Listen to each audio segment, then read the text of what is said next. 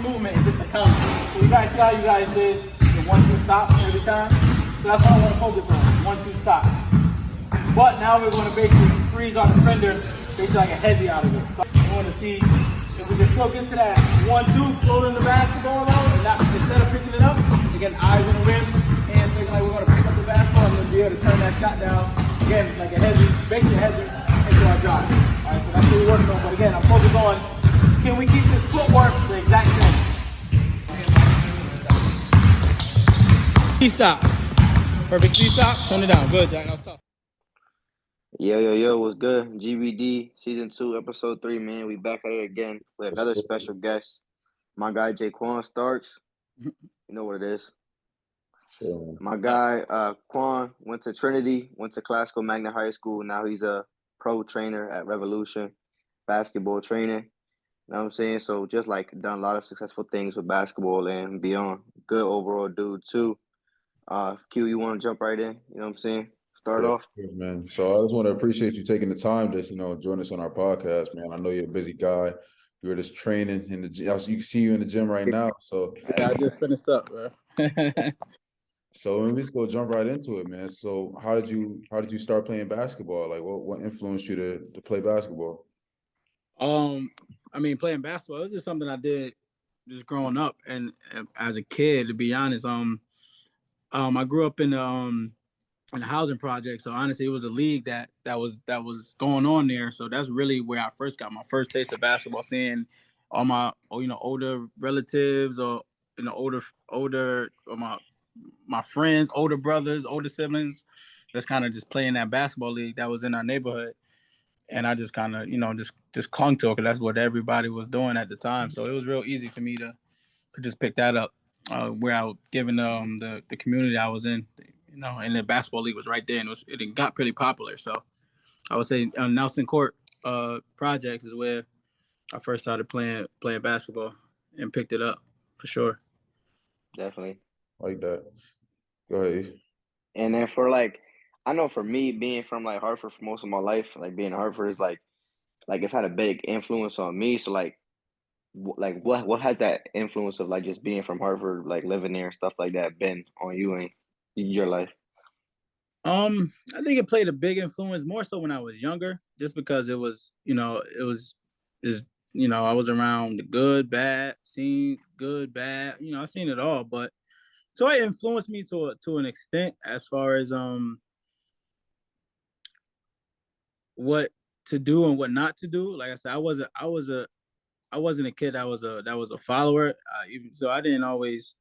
Again, I thank my mom for that pretty much. My mom always taught me to have my own mind, my own head.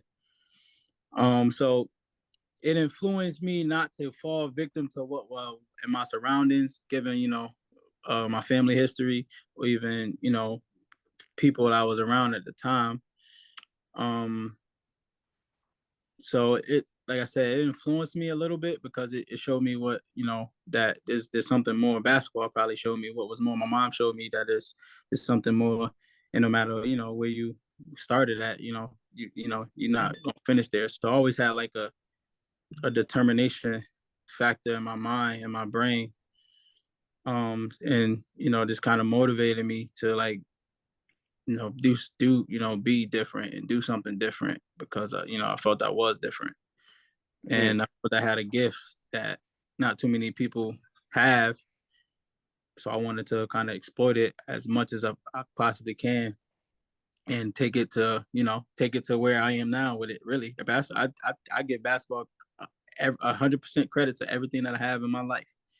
My family, my businesses, my friends. I give basketball complete, even jobs that I worked is all jobs from people that I met through basketball, whether it was a coach or a parent of a friend or something, it's all credited to basketball. So, I think just being in that environment and no matter what's going on in my community, in my neighborhood, man, my community is full of hoopers. They was full of hoopers. I swear it was some dudes that could have been the best in the world in high level D1s if they would have stuck with school and stuck with basketball, because them dudes was ballers at the end of the day. And I think that's how I got good, because I was young playing against them and them dudes could flat out hoop. Yeah, it was street ball, but them dudes, you know, they to me they Mm-hmm. were doing the best. There's dudes that got offers from all over the country. They just didn't go because of, you know, they got tied up with other stuff. But I Definitely. mean, that's what influenced me for the most part. It just basketball and wanting more. Mm-hmm. And then like, so basketball is really what you attribute to like staying out of trouble and everything, because like we know, especially like in the city, like you see your people's like someone getting money or they're getting fly, this and that third, you're gonna be like, oh, let me do that, or it's gonna be easier for now to be like F the books and I'm just gonna go hop in the streets. Like that's what you attribute that to. Attribute what to Hartford? Not like playing basketball, like that was what kept you in like the straight line, like kept Oh you yeah, I focused. would definitely. That's what definitely kept me in a straight line, knowing I had that gift and kept me, obviously I had hiccups. I'm a kid. You get suspended, you get into fights. I wasn't perfect by any means, but I knew what my end goal was, and I knew like, all right, once I get to a certain point, this, I can't be continuing to be out this way or continue to be in the mix, even if I'm not doing nothing, just be outside for no reason. You know what I mean? You could, Mm-hmm. so Yeah. it definitely kept me out of everything, and my mom kept me out of everything. Her moving me to a different school, I didn't even go to school with a lot of my friends. At least once she moved me, I was in school originally with them, like in third, fourth, fifth grade. I think first and second grade, I went to school with everybody in my neighborhood. But once I got to class school in sixth grade, I was away from all my friends from the neighborhood, and I was, so Mm-hmm. that kind of changed. That kind of changed. My mom made that decision. I got in on the lottery, so that kind of changed a lot of stuff too with my perspective and my outlook on things, and kind of shaped me to how I am too today. From me not going to school with what was going on, in my neighborhood, because I would have been bad, because I would have been, probably been labeled, something, just being around certain people. You know how big that Yeah, is. So At what age definitely. did you realize that basketball was going to be the way out for you? honestly, I don't even. Every kid got a dream of being in the NBA. So I mean, that dream start like at what, fifth, sixth grade. So once I probably got a little bit good, probably like in sixth grade, fifth grade, I'm playing in the league. I'm getting buckets. I'm playing for my school team. I'm the best on the school team. So I probably like fifth, sixth grade, maybe even around that time, the way I feel like I'm really good. I could really do something. I could really do this. And I never had any interest in what was going on in my community, because my family been, man, my family been knee deep in it, and I've been a witness of what the outcome is. I'm smart. You go that route, is either this or that. And like I said, my family is no stranger to that life. So me, I think I changed the will, to be honest, of to go to college, to do this and do that. Me and my brother Phil, I feel like in our Mm-hmm. family, we changed that will of our family, to be honest. So we just got good mamas, man. Yeah, yeah. Yeah, I love that. I mean, besides your mom, and obviously besides like seeing the environment you grew up in, like were there any other people that influenced you to stay on track, or like you know take basketball even more serious, to go to college and be like change the will of your family? Yeah, I think my coach, my teacher first, Reggie Tucker at class school. He was The my teacher GOAT. and my coach. So I didn't really have a lot of good role. I didn't have a lot of good role models. Obviously, I had a lot of men in my life that was older than me, that I consider uncles. I love them. I love them to death. I love them to this day. Sad to say, they weren't probably the best role model for me. They weren't the best role model for me, I will say. But like I said, I love them to death because they're my uncles. I grew up with them, and etc. But I think Tucker, and as teaching you how to be a man, or teaching you how to conduct yourself in front of people. He started. He was the first person that told me to tuck in my shirt. I'm like, what? Tuck in my shirt? I'm not about to tuck in my shirt. This feel crazy. Wear a tie? Like, I don't even what? I don't wear ties. I'm not about to wear a tie. I don't even know how to tie a tie. Like, what am I doing? Yeah, I was only in sixth grade, but he installed that in us, and I respect that dude a lot for. That was my first role model. I will say my first black male role model was positive black role model was definitely Reggie Tucker. So big shout outs to him. And he kind of not made me want to continue what I was doing.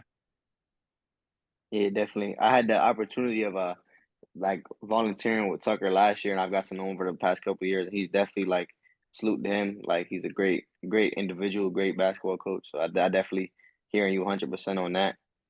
Yeah. When you got to classical, it was sort of like a weird time like in high school, I guess you could say, because like when you got there it was before everyone was going like prep and stuff, right? When I was there already in 6th grade. So Okay. I mean, my mom don't know much about basketball. So you in that good school you staying there. The school go from 6 to 12. So this is Mm-hmm. what I did approach her about prep, but at the time, like we didn't know many. I didn't know much about it. My mom didn't know much about it. Why go to prep? I got good grades. I got college interest.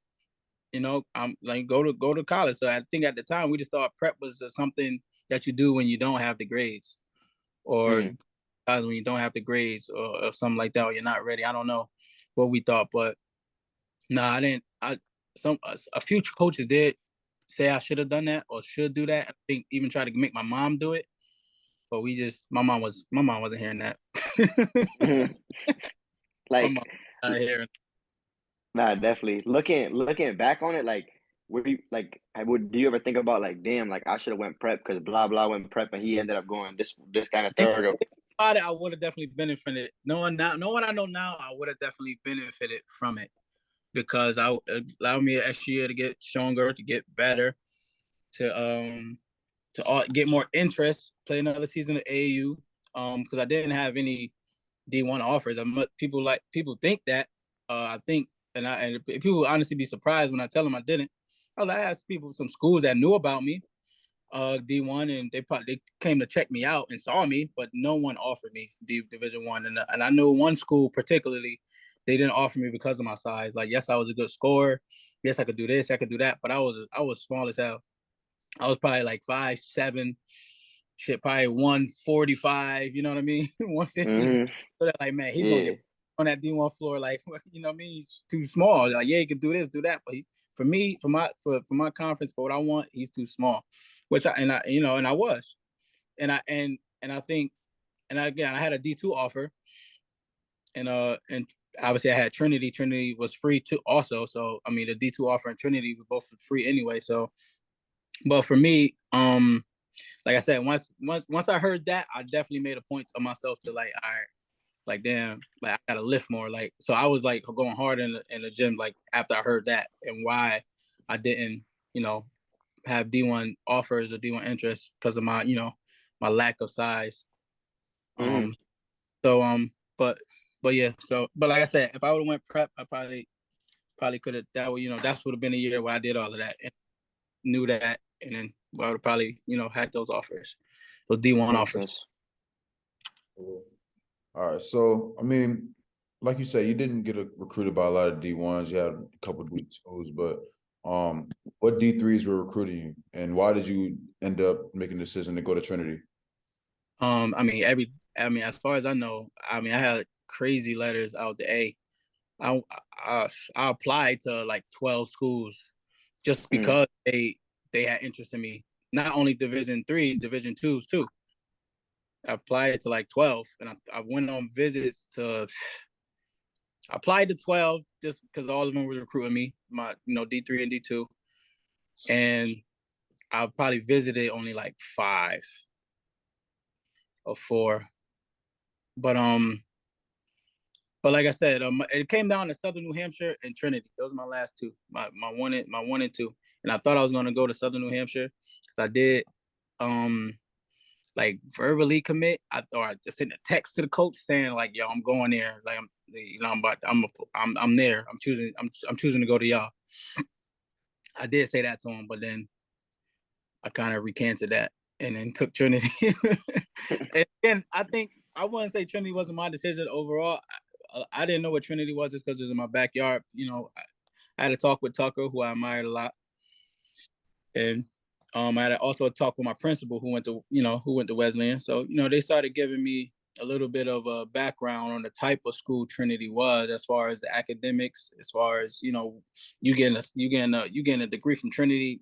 Just kind of just means this, it means that. Like it's kind of like a mini Ivy. Like it's big time.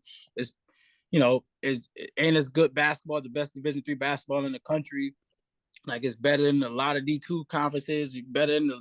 This team is better than a lot of these Division II teams. So I mean, they kind of sold me on it. Getting to know my education about the NESCAC and Trinity. So I ended up taking, like I said, I didn't get it. It wasn't a basketball offer. D3 don't get basketball offers, but I ended up taking the academic scholarship there, and I also won a Hartford scholarship. So it was free anyway. So I just ended up taking that route with Trinity and going into it. But I honestly, my initial decision was Southern New Hampshire to play D2 over there. But like I said, I recanted that and then chose Trinity. And was that only because it was like a Division II, like the label? Like, were you caught up in like the label of Division II? Caught up in the label, bro. I'm like 18-year-old kid. I'm caught up in the label. I'm like, all right, I go D2. I got a better chance of going overseas than coming from a D3. That's all I was thinking. Like, you know what I mean? I'm not thinking like what the degree means. I don't, at that time, frankly, I didn't even care. So, but like I said, I might have people that talked to me, and obviously being what the NESCAC is, still good basketball, still you can still maneuver and go do your thing overseas because of the conference that it's in. But at that time, I didn't understand it. I'm just like, yo, it's D2. Like any overseas recruiter gonna probably take a D2 over a D3, probably in my mind. But yeah, how about the fact that, like, so for a lot of people that don't know, like Trinity's really in Hartford, like it's really in the hood for real. But the school itself is like it's like $80,000 a year to go there or something like that, right? I mean, yeah, when I was there, it was probably a little less than that, but yeah, probably right now, yeah, 90, yeah. So like, what is like the culture shock like going there? You know what I'm saying? Like all the different types of people there and stuff like that. It definitely was a culture shock for me, man. I ain't even gonna lie. And when I'm just finding out, I mean, not just finding out, probably found out a few years ago, a lot of people that I talk to now, my friends, even some teammates or even old friends that I see, they think I didn't like them. Like me. I was like, what? Like, you're just so quiet. You didn't talk to me. I was like, oh, that's just me. Like, I don't talk to people unless I get to know them. So I'm not a social butterfly, and I know a lot of at Trinity, that's what it was. You're just social. And I had to learn that part. But for my first 2 years there, I only really talked to people that I kind of was around being athletes. Obviously my teammates. And even some of them were a little, I love them to death, but some of them were a little wild. So I stayed away from them. And again, they just a lot of them just from different backgrounds than me, so I didn't relate. So I didn't always want to hang out with them at first, I would say. Again, this is at first. Freshman year, beginning of sophomore year. But like I said, I eventually warmed up to my environment, Trinity, what's there, who's there, who I'm around, how to talk, how to be, not how to talk, but how to be social. Instead of being quiet in my own little bubble, not making friends. So obviously I started to, really come out of my shell, I would say. And I ended up, and when I did that, man, I loved the hell out of it. I miss it. So it became like the best time of my life. So yeah. But it definitely was a shock. But you adapt to any environment. Definitely, I think that's true for like a lot of people. Like even like myself included. I know like it's hard like coming from a specific place when you meet new different people. You don't always just want to go and like talk to them and like expand. So I think that's like something like we all have to learn as like human beings. Yeah. On the court at Trinity though, you had a pretty solid career. You was a 1,000-point scorer, correct? Yes. Yep. So you was 1,000-point scorer. Y'all had a good team at Trinity. What made you decide to go? Huh? I said I broke the 3-point record too.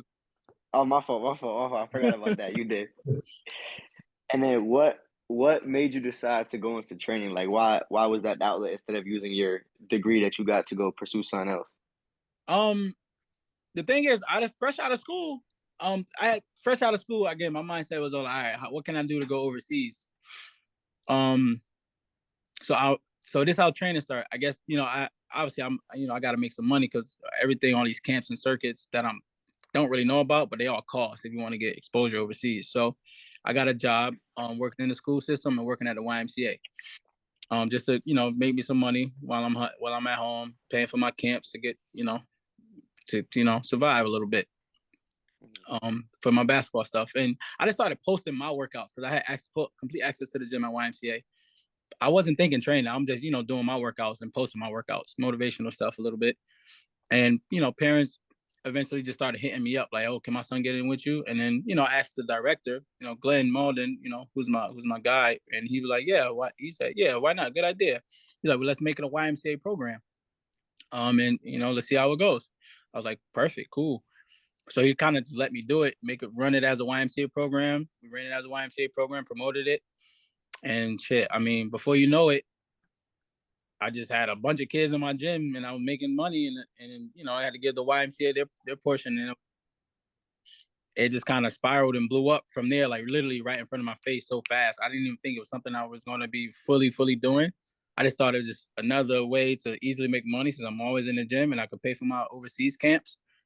But I mean, eventually I never went overseas. I stopped actually working out myself and just started training all the kids I was, at the YMCA. And even other people that was in the surrounding areas, surrounding town. So it just kind of came so fast being at the YMCA and me posting my own workouts at the YMCA and parents, reaching out to me, given that, had such a good career in high school, such a good career in college in the area. So it just kind of snowballed like really, Makes really, sense. really fast, like out of nowhere. Makes sense. How did the my fault. How did the transition to Revolution? Because Revolution is its own like company, if you will, right? Like how did you transition from the Y to Revolution?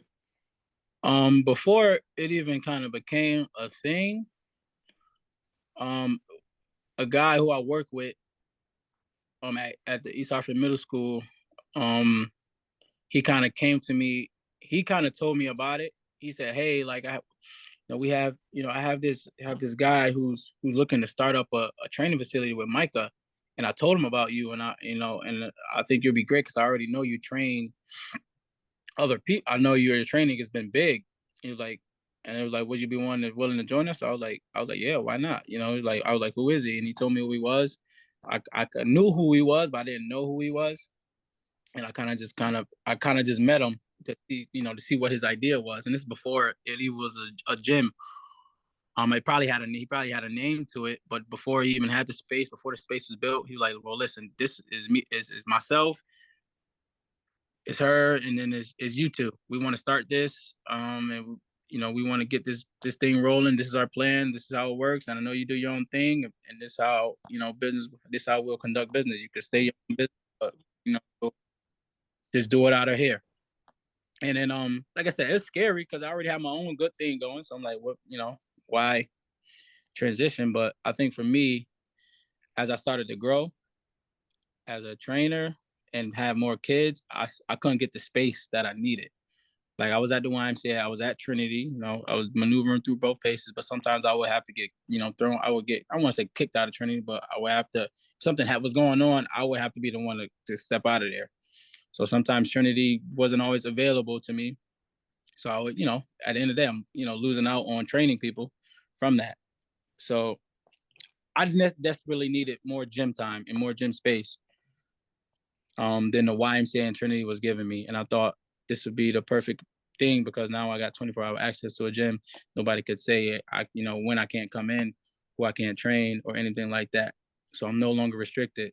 So I had something they need as far as the clients, the reputation, and the people, and they had something I needed, which was consistent gym time. And like I said, we drew up the contract. It looked good. It looked legit. I liked it, and we made it happen. And it's kind of just snowball again, another snowball from there, where it's just kind of once we actually got it going and promoted it and revolutionized it, and then the partnership or the sponsorship by Micah with Micah, it just kind of blew up. All right, that's what's up. Most part, like I said, that's how that came. They found me.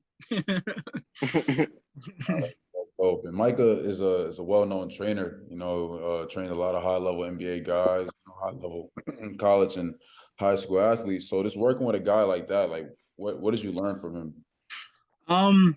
Man, I learned a lot because before I was just doing the stuff that my coaches always taught me, stuff that worked for me in my training sessions. Game enhancement stuff. We doing some combos, we getting some shots up off the dribble. Just a lot of reps. Really, that's how I became a good shooter. Just I shoot up 500 shots, make 500 shots. So that's what we're doing. But Micah just kind of put it all into different perspectives, especially when you go out and see him. I got a relationship with him now.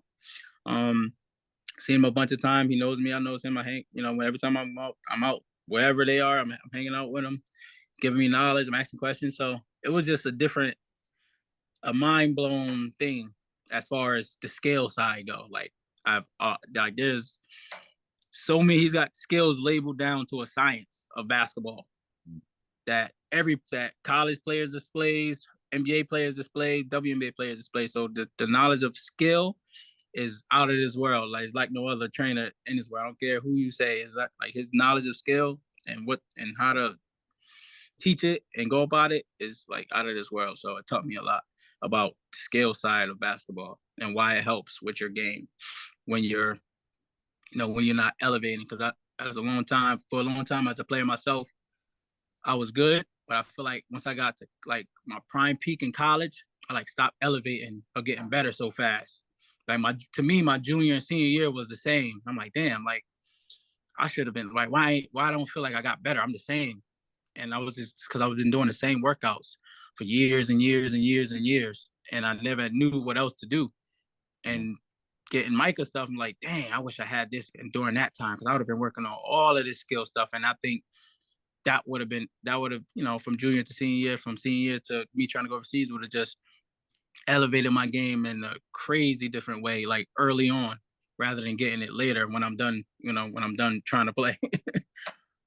So I mean, I definitely look up to, him, and I watch a lot of his videos. I follow him on Instagram, all that. And, I've been reading the comments sometimes and people say like, oh, all the stuff he does is unnecessary, but it really does translate to the game. And the way he breaks it down, it really does make sense. So I really love him for that. Yeah, you gotta go. This you gotta really like if you go see him and just listen to him talk on a consistent basis, you will be like, oh, okay, that makes sense. You're right. I get it. This kid doesn't know how to do this. This is how you make them do that. Yes, it comes with a tool or a tone, but the kids don't know how to get it or ain't doing it properly with body movements. You know what I mean? Makes sense. You got your accountability. And what other people don't realize is he's trying to teach. I listen to him talk a lot. He's trying to teach people how to train themselves without a trainer. So sometimes that will require you using a tool because you don't have someone telling you to get low. You don't have someone saying you did this wrong, saying do this, do that, when you can have accountability yourself by using a cone to get low, then you got low in that sense. And that's his argument a lot of the times too, is like these tools are, really for people to know how to use them to train themselves. And I feel like that's what our players today are lacking. They don't know how to train themselves. They don't know what the hell to do when they're by themselves in the gym. I don't even know if they spend time in the gym by themselves. I don't know. I know I did. I know, Khalil did. I know my brother. All of us that grew up together. I know we was in the gym locked in by ourselves or with each other, really going to work. But we knew how to work out and we loved it. Definitely. All right, man. So we're about to wrap up soon, but before we do, I just want to ask, start of the new year, 2023. What are some of your goals for this year? Who are some of the people you want to train or try to, get with and learn from? Goals are just, oh my God, I got a lot of goals, a lot of non-basketball goals and basketball goals, but I would say basketball goal, just continue to make, the athletes that I work with better, but also get into, tapping into their mental, because now I feel like it's a mental game, just tapping into their mental to make sure that they're mentally ready for the basketball game, skill ready for the basketball game. And like I said, get them to know how to work by themselves. because I feel like during this age of having a bunch of trainers, I feel like that's what the kids lack. So just trying to get my athletes to realize, like, listen, you should be doing this by yourself. I only see you really once or twice a week. So, what are you doing the other day? You gotta grind too. Yeah. That's just my goal. Just making people better. Working with different people. Just probably do more collabs. I don't think I don't really do too much collabs, really. That's because I'd be so tired in here. But really try to get myself out there more, outside of here more, I should say, and do more collabs with other people and travel a little bit with it. I think that's my main goal. Really getting travel a little bit. Like that. Like that. Yeah. So we ask this question to every guest. What are your top 5 artists in rotation right now? Oh man, I already know one of them. That mean they had to have an album recently? Nah, like who you listen to right now? Nah. Come on, Quan. Who you listening to right now? All right. I still listen to Rod Wave, Dirt, J. Cole. No specific order. I don't know. I don't got a specific order. Cool. That's cool. On rotation. But Rod Wave, Dirt, J. Cole, and who's my 4 or 5 right now? I mean, Drake is always in that rotation. Bet. And then the last one recently has been Baby. So I like Baby. Like that. I like that. I like that a lot. Last thing, before we wrap up, we've been asking people this too. If you could give like a little message or something to either your younger self or the next generation coming up, what would it be for the basketball players or just kids in general? I think for people, younger generation, just know yourself or get to know yourself. I think that's the most important thing. I know we're all young and you want to live your life, you want to have fun, but just definitely start to know yourself, to know what you want to do with your life. And I'm not saying you got to go to college. I think during this day and age, college, you don't even got to go to college to be whatever you want to be. I think that's out. So it's so much things out there now with the media, with YouTubing and training. Like, you don't even need school. I'm not saying don't go to school. Don't say Jayquan Starks said that, because I went to school. But just know yourself, know what you want, know how to acquire it, and I promise you can get to it. So it's just about knowing who you are and knowing yourself at the end of the day. So get to know yourself and don't just be lollygagging and doing what you see other people do. Bet. I appreciate that, the words, and I appreciate you stopping in. I know it's late. I know you got kids at home. I appreciate it for real. Yeah, bro. I appreciate that for having me. Definitely wanted to have somebody from Hartford, you know what I'm saying? The podcast, Ghetto Boy Dreams. Somebody from Hartford to share their story, a little bit different story, as always. But appreciate it. Salute to you, Quan. Sure. That's a wrap for season 2, episode 3, man. Appreciate it. Yes, sir.